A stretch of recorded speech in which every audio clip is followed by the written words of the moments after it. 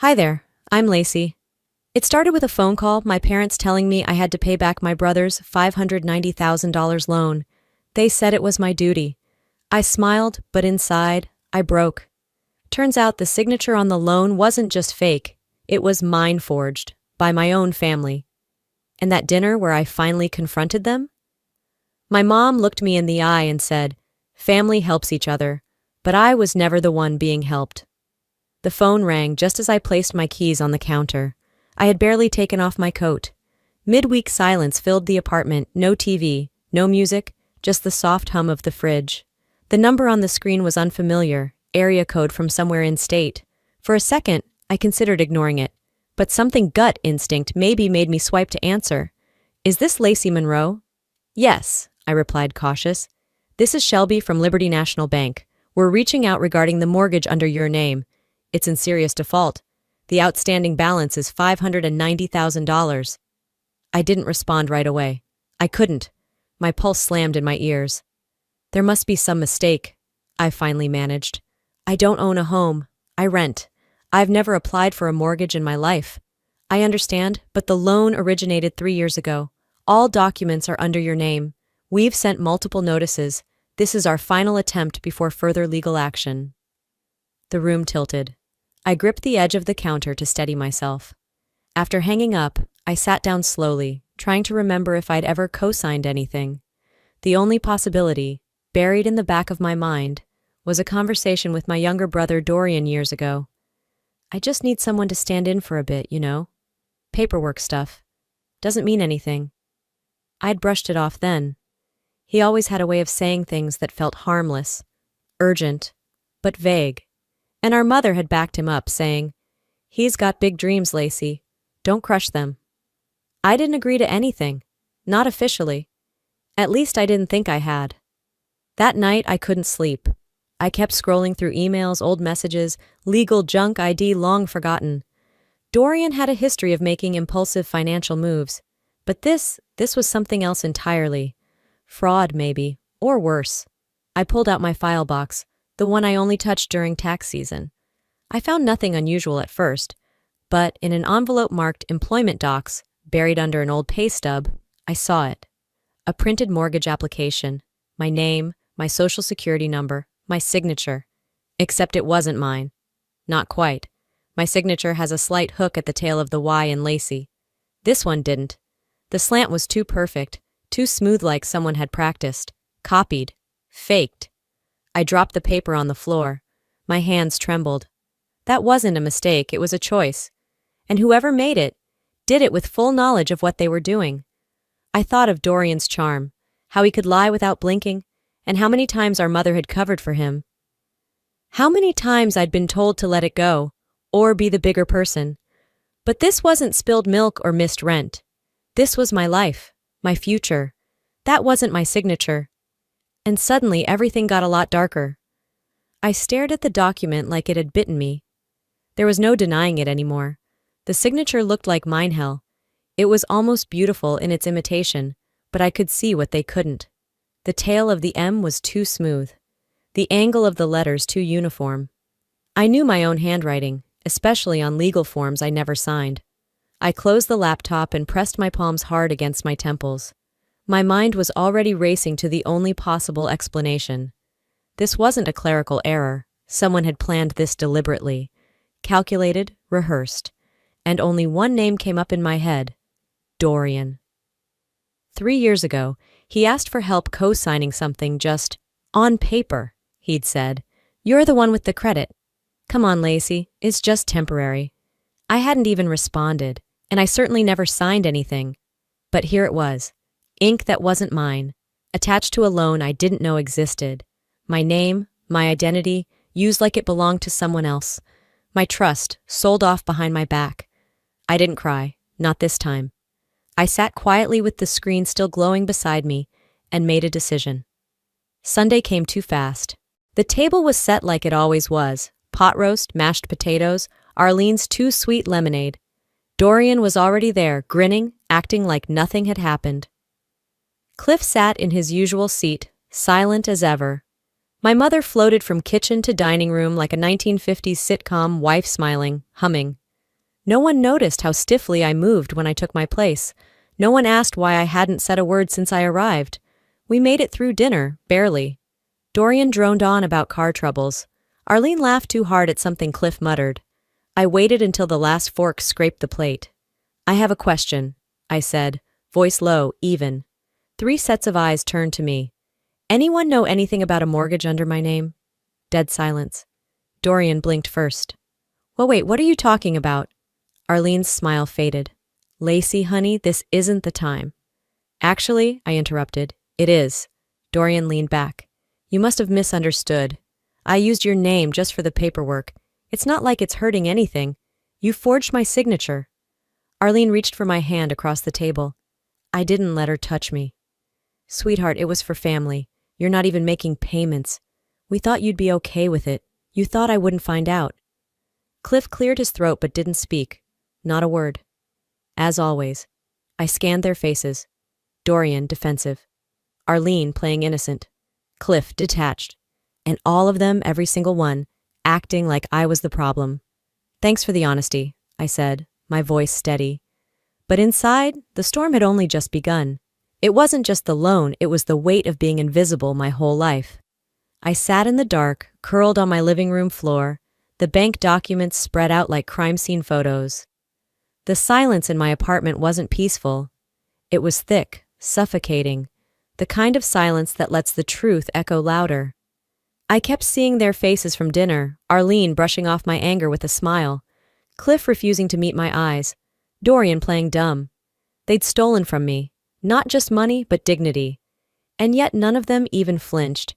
This wasn't new. I thought back to my college graduation.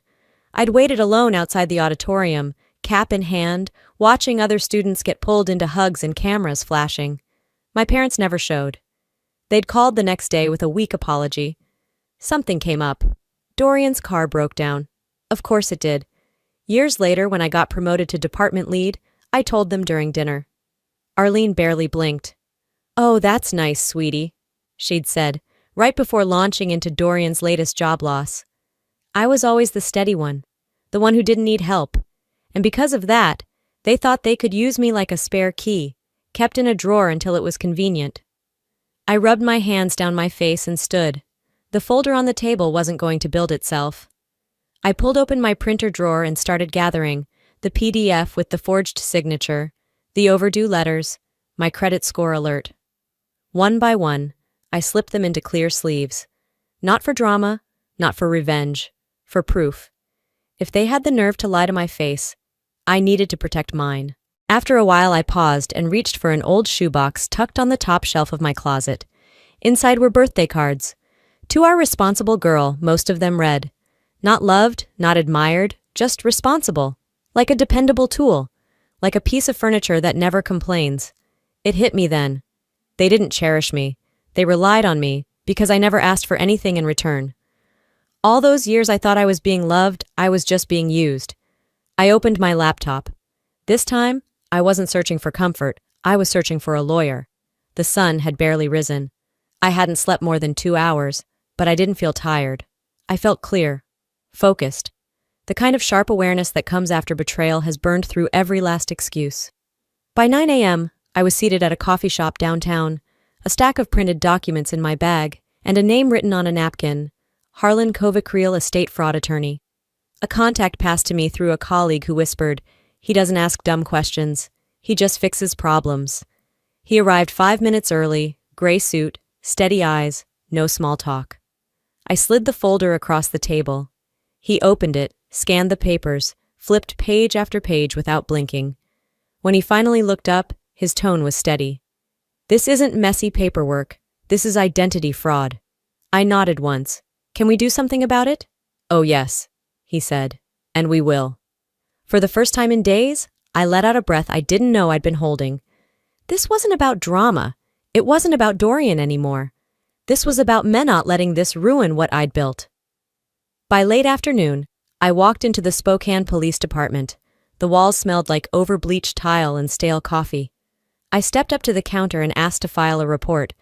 The officer looked through my documents. So, your brother did this? He asked, careful but still surprised.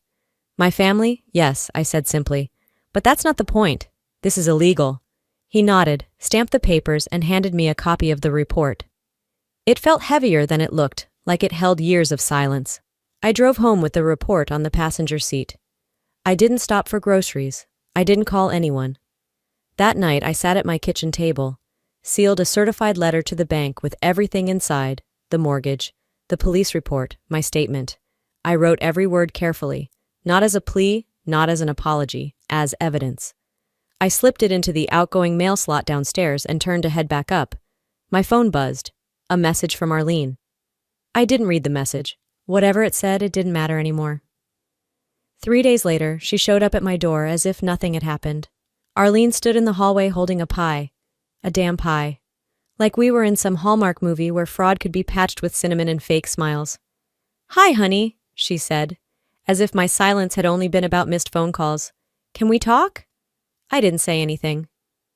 I stepped aside, and she walked in without waiting for permission. She placed the pie on my kitchen counter and turned to face me. We never meant for things to get so messy. Messy. That was her word for identity theft. "I mean, you could have kept this in the family, Lacey," she added. "You didn't have to drag outsiders into it." I kept my arms crossed. "As your brother. We just thought he's always struggled." "You thought I'd stay quiet," I cut in. Again. She flinched. "This isn't you. You don't blow things up like this." "No," I said, "but I warned you, and you didn't listen." For a second she looked like she might cry. Then she straightened her back, scooped up the pie, and walked to the door. Before she opened it, she turned and said, "You're tearing this family apart." I tilted my head. "I didn't forge anything. I'm just not cleaning it up this time." She blinked. I could see her mouth moving, trying to come up with another excuse, another guilt trip. But I was done listening. I walked over and closed the door, gently, right in the middle of her sentence. The silence that followed was the loudest sound in my life. Back inside, my knees buckled, but I didn't cry. I sat on the floor, hands gripping my sleeves. I stayed like that until my phone vibrated. 10 missed calls, 3 voicemails, all from Arlene, then 5 from Dorian. I deleted them all without listening. I tossed the phone onto the couch, letting my head rest back against the wall. Maybe now, finally, the chaos would settle. But then, my screen lit up again, this time with a call from HR at work. I thought the worst was behind me, but then my job called. "We received a concerning email about your character, Lacey." That's how it started. The HR manager's voice on the other end of the call was carefully neutral, the kind of voice people use when they're handling a grenade. I was seated at my desk, coffee cooling beside my keyboard. I didn't move. "The message was anonymous," she continued, "but it included specific claims that you'd committed fraud, that you're unstable, unfit for leadership." I swallowed the heat rising in my throat. "I'd like to see that email," I said, calm but clipped. She hesitated. "It was flagged to be confidential. I am being accused of a felony. You can show me the email." An hour later, it sat on my screen. The language, the phrasing, subtle jabs about my history of control issues, about how I used legal threats to silence family. One sentence even called me calculated. It had Dorian written all over it. I printed it out. That night, my apartment turned into a war room. I laid out every document on the kitchen table: dates, messages, screenshots, the police report, even the certified bank letter. I created a timeline from the first mortgage notice to the voicemail from HR. I wasn't angry anymore. I was focused. I drafted an email to the legal team at work, attached the full binder in a zip file, and added one line. "Please see the verified legal report attached, disputing the false claims. No long explanation, no defense, just facts." I wasn't asking to be believed. I was showing what couldn't be denied. By 11 p.m., I closed my laptop and walked to the window. Spokane's city lights flickered like a nervous system. I texted Harlan, "It's getting dirty. I need full protection." The reply came within minutes. Then we hit back. Hard. It wasn't about just clearing my name anymore. It was about ending his game for good. At 9 a.m. sharp, I sat across from Harlan in his downtown office, surrounded by manila folders, timelines, and legal pads. He pushed a stack toward me. "These are the subpoenas. We're going after everything. Emails, bank authorizations, internal loan approvals. I signed every document without hesitation. This wasn't just paperwork, it was my war paint. By noon, we had filed a civil suit for identity theft and defamation. Harlan's paralegal printed off my credit reports with sharp red mark slate notices, a credit drop I never caused. Each page was another nail in Dorian's coffin. 2 days later, Harlan called me back in. Dorian's filed a response. I knew better than to expect remorse. The packet was thick. Inside, he claimed I had willingly co-signed the mortgage as a gift of support. He even included an email string that looked like I had agreed. I skimmed it twice, my stomach hardening. Then I flipped open my actual inbox. Metadata, timestamps, IP addresses. The difference wasn't just obvious, it was laughable. He forgot I work in compliance, I told Harlan, who raised an eyebrow and smirked. That night, I sat on the edge of my bed, drafting my personal statement for court. Not just facts. Truth. I was always the reliable one, the safe one, until my loyalty became his weapon. I saved the document, closed my laptop, and stared at the calendar. Tomorrow was the hearing. No more emails, no more polite calls, no more quiet dinners where I swallowed what they fed me. Tomorrow we take it to court, and this time I won't be quiet. The courtroom smelled like coffee, nerves, and cheap paper, but I had never felt more ready. The judge called the case number. I walked up to the stand with a spine of steel, dressed in navy, my hair pinned back. Harlan handed the judge our folder. Inside were the forged documents, metadata reports, the police complaint, and every email in proper order. My voice didn't shake as I spoke. I didn't authorize that loan. That is not my signature. Across from me, Dorian adjusted his collar. His lawyer tried to steer things toward miscommunication and family misunderstanding, but the judge wasn't having it. We're not here to mediate family tension, she said, skimming our packet. We're here to evaluate fraud. Dorian's team introduced the fabricated emails. I asked the judge if I could speak. She nodded. I have the originals. I can show you the discrepancy in the metadata timestamps, device logs, even geolocation. They don't match. I handed the evidence to the clerk. Silence followed. Dorian wouldn't look at me. His attorney's confidence melted with each fact I delivered. The judge tapped her pen twice and looked straight at him. Enough. What followed was swift. The mortgage is declared fraudulent. Miss Ellis is absolved of liability. Liberty Bank is ordered to issue a formal apology. This court recommends civil damages. Referral for potential criminal proceedings is under review. I didn't move. I didn't cheer. I didn't cry. I just breathed. Outside the courtroom, Arlene and Cliff stood near the hallway bench. She opened her mouth, maybe to apologize, maybe to spin it. I didn't wait to find out. I walked past her like she wasn't even there. The sun had moved behind the clouds, but I felt lighter. I got into my car, shut the door, and rested my hands on the wheel. And for the first time in months, I didn't feel like I owed anyone anything. Some endings don't come with applause, just space and silence. 2 weeks after the verdict, they came. I was rinsing dishes when I caught a shadow through the peephole. Arlene, Cliff, and behind them, Dorian. He didn't look at the door.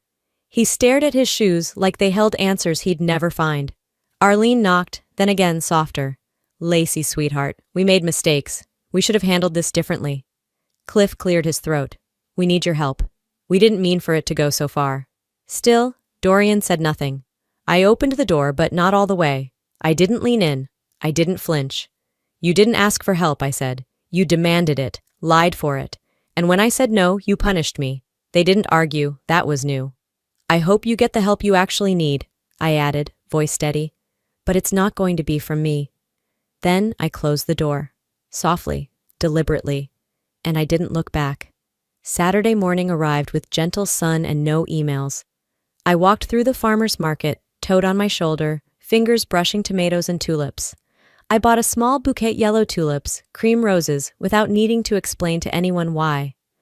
The florist asked, "For someone special?" "Yeah," I said. "Me." Back home, I arranged the flowers in the chipped ceramic vase I always meant to replace but never did. I didn't need a new version of myself. I just needed room to breathe. That evening, I sat on my balcony. A cup of tea warmed my hands. The sky blushed orange over Spokane's rooftops. I journaled a single line. I don't owe them forgiveness. I owe myself peace. I turned on soft music and let it play while the sun dipped lower. There was no closure speech, no dramatic monologue, just air, light, quiet. Sometimes walking away isn't weakness. It's the loudest strength there is. Before I close this chapter, let me leave you with something personal. If there's one thing I've learned through all of this, it's that silence doesn't make you noble. And loyalty isn't the same as love. Sometimes, the people who say we're family the loudest are the ones who'll use your kindness as currency. I used to believe that setting boundaries made me selfish. But the truth is, boundaries saved me. Speaking up didn't tear my family apart. They did that themselves, long before I ever said a word. I just finally stopped pretending not to see it. To anyone watching this, if you're in a situation where you're constantly made to feel guilty for protecting your peace, please know, you are not wrong for choosing yourself. You are not cruel for walking away from pain dressed up as loyalty. Your voice matters, even if it shakes. And now I want to hear from you. Have you ever been blamed for doing the right thing? Have you ever been told that's just how family is as an excuse to stay quiet? I'd love to know how you see it. Drop a 1 in the comments if this story resonated with you, or tell me what state you're watching from. If it didn't speak to you, I'm still grateful you made it this far. Let me know why in the comments and where you're tuning in from. And if you want to hear more real stories like this, stories about strength, truth, and healing, make sure to hit that subscribe button so you don't miss the next one.